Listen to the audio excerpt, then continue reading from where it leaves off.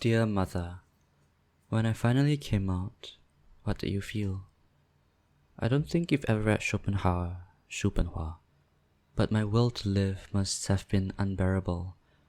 Me wailing under the sterile white lights, terrorizing the midwives. You must have felt so alone, excruciatingly so. Was I worth the pain? Your son is depressed, and we fear he is, how do we put this, confused as to matters of the heart. Mrs. Tan, your son kissed a classmate of his, and we have no choice but to suspend him. It's better for him, as well, to be in the presence of his family. You could talk to him. He could just be rebellious. Have you heard of Freud? Fellow eater. Bonding with your son could remind him of what it means to be loved by a woman, and what it means to love a woman. You know, that's only natural, anyway. Is that what they said? When that idea, which you had so feared, finally came out, how did you feel? Presumably denial, for to you, certain boys are ladyboys, and that makes you cringe. I know that Chinese phrase, but I refuse to use it. It stings, especially when I unwittingly behave like one of them in the darkness of the study room, just one wall away from yours. Oh, the things I choose to hide, and the things you choose to deny. And I am depressed, they did not lie. Every other day I think I should never have been born. Tell me, am I worth the pain? In the operating theatre, a surgeon undoing dead knots, our intestines tied up, my foot caught in some cavity, my teeth sunken deep into your tissues, knot over knot on a blood-soaked thread. Save the mother, they all agreed in the father's absence. Save the mother. Snip, snap, snoot. That is what should have happened. There should have been a victor in that tug of war. Now why are we sharing the same red thread? When I told you I loved Tchaikovsky, you said you too used to listen to him. When I asked why I was severely underweight, you told me you too used to be severely underweight. You give me no reason to end it. I give you the look of an ingrate. We were walking to the train station the other day, hand in hand as any thread-bound, tongue-tied pair would, and the path was so immensely long, my palms were beginning to sweat. We were on the way to recovering something, but you would not let go. I must bear you grandchildren, must stand up straight, must bend like a needle to your wishes. Perhaps in the dark your SK2 skin could only grope for the contour of a spinning clay piece ever changing on the spot, and in desperately trying to grasp the whole, you have merely dug your acetone nails into me. What fixity, Mom. People grow. Puberty was protest after protest against time. Not that time was moving too fast, but that it was sinking in quicksand. Lackluster. As those around me grew into the people I saw in magazines, the mirror I returned to every day continued to encase the body of someone I was beginning to detest, to refuse to recognize. For how can I still wear the clothes I wore as a 7-year-old? While Jack and Jill were constructing steel sarcophagi around themselves, I was seething and whimpering under my blanket, curled up in fetal position, reeling from the cuts and punches I had dealt that boy in the mirror, and eventually I was unrecognizable, branded with scars like livestock born to be culled. PE teacher from year 3 was a saint, I used to think. He seemed to offer a way out. A formula repeated ad infinitum as though drilled into them at NIE. Shaking is weakness leaving the body. At the gym, they lift and wince. They lift and wince. But don't you see? Shaking is not weakness leaving the body. It is the personification of all things they hate, and deep inside is a child thrashed and left quivering in a lightless chamber, surviving only on morsels of a mother's memory and love. So you want me to go to the gym? Why? I am not your husband. They say a mother's son is a lover in her past life, and surely you do not believe that. If those gym rats had their way, I would be slogging my ass off in a colony, milking cows and slaughtering cattle for their protein shakes and fibrous steaks. Mom, walk with me. I shall lead the way this time. Mom, I used to want to die, to return to your womb and break down into protein to nourish you. I thought that was the only way out, the way from which I had to come. Except that pre-birth bliss does not exist, and my death would hurt much more than my birth, would it not? So God, let me live. Let me dance with the boy. Let me make you proud. Let me live. I want to live. What is there to fear in a person you risked death to give life to, whose body your arms first cradled, whose first tears were shed in your presence? If I no longer cry in front of you, am I to blame? In refusing to look at this or that part of me, you have rejected me in my entirety, and for that, I could very well be a motherless child. The universe constantly expands, and yet there is only so little space for us both. We push against starry walls which bend like the womb. There will only ever be enough room for the things we love, and fear merely leaves us gasping for air. You might never love me as you did the moment I arrived, and so, why don't we cut the umbilical cord in two, and, exhaling, let the universe expand between us, between you and me. So I think I wrote this poem back in like 2021. Is it? Oh, 2021. Yeah. And that was before I came out to my mom. And before that, a lot of this is like based on facts, except for me being suspended from school and me kissing a classmate. But like, there was a parent and teacher talk over a kind of romantic incident that I had in year one. And yeah, I was kind of depressed throughout the first half of secondary school and all that. And so like before I came out to my mom, there was like, we didn't really have a close relationship, and I don't know if she knew that I was gay.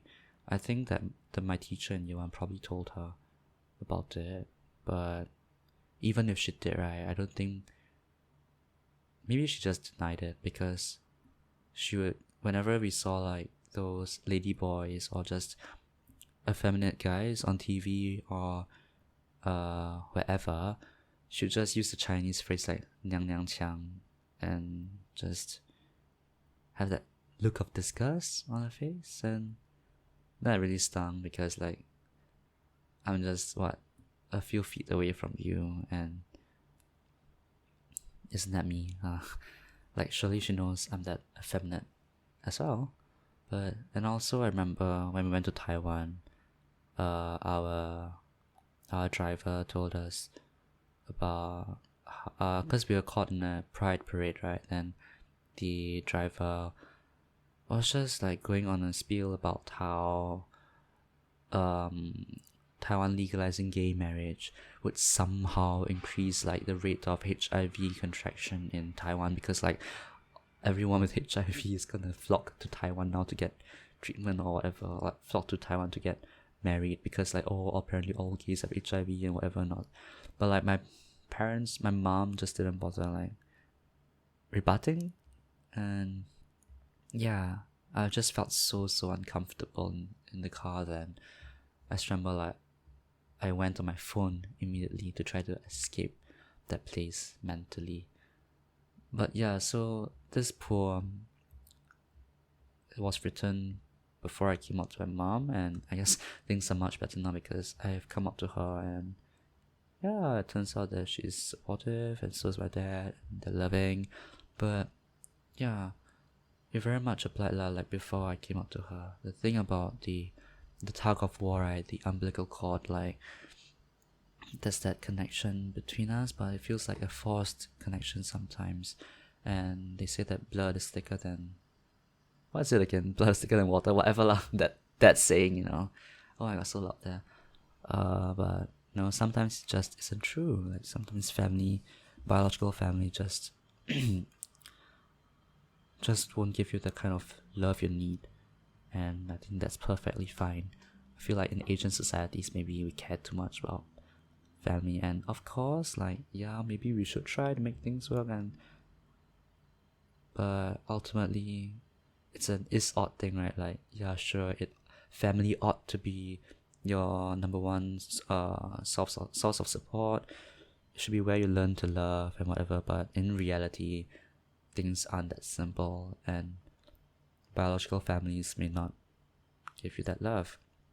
And I guess that's why I just thought this, like at the end I wanted, in the poem, like to cut the umbilical cord and to just to be like more, yes, independent, and to let her know that she doesn't have to support me anymore. Like, okay, I can live on my own. You don't have to feel like you have a duty towards me.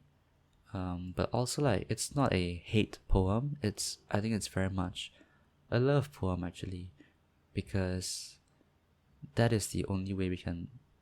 I mean, before I came out, right, I feel like that was the only way that we can properly love each other, I guess. Like, for me, I wouldn't have been able to love her if she had not been able to love me for who I am, like being gay and effeminate. And so it would have been very suffocating to still have that umbilical cord between us, that symbol of dependence, kinship, and all that.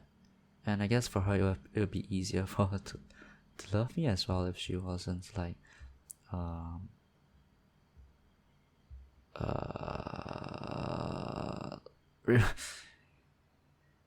if she didn't have to confront my sexuality and all stuff constantly, then she can maybe pretend it doesn't exist. But there's also sense of guilt on my part, because my mom did go through pain, right? Like, she did have to go through physical pain in delivering me, and then she had to raise me up and all that, only for me to turn out to perhaps not be the perfect son, or the son that she wanted. And so there's all that guilt, like, was I worth the pain, and how I wish I could just die and break down into nutrients to like nourish you, like my way of paying back all the love that you've shown me. Yeah, I guess that's it. But now that I've come out to her, I think I can't really relate to this poem that much anymore. So, but yeah, but some things still stay the same, I guess. Like the gymming part, that's still something I struggle with, like body image and body insecurity, and I still find it kind of annoying when my mom tells me to go to gym and go work out. Like, child, this is the body you gave birth to. I mean, if I want to stay skinny, then it's so weird. You don't have to like remind me, and right. It's up to me when I want to go and change it, and when I don't want to like go exercise and change it. Yeah. What else is there? Nothing else lah. And then nothing else, right? But I remember like this poem just came to me. The first image probably was that image of knots over the red thread, and me imagining that as the intestine or the umbilical cord. So yeah, I had that tug of war kind of image, because it very much feels like a tug of war, isn't it? Like between the fetus, the baby, and the mom, and then and the umbilical cord between them, because eventually you have two different egos, right, who want to lead different kinds of life. The mom is gonna have a certain expectation of the life that she wants her child to live, but then the child will also want to live an independent kind of life. So so there's this tension now between, at least from the perspective of the child, right? the tension between filial piety and duty, and gratitude towards the parent, but also a very valid desire for independence and to essentially be who you truly are, even if that person whom you truly are is not the person whom your mom or your parent will want you to be. Yeah. I guess that's it. Oh, there's one phrase I used, save the mother, snip, snap, snoot. Snip, snap, snoot is just like a phrase from Norwegian fairy tales. So Norwegian fairy tales would tend to end with snip, snap, snoot, which is our way of like, what? The end, you know?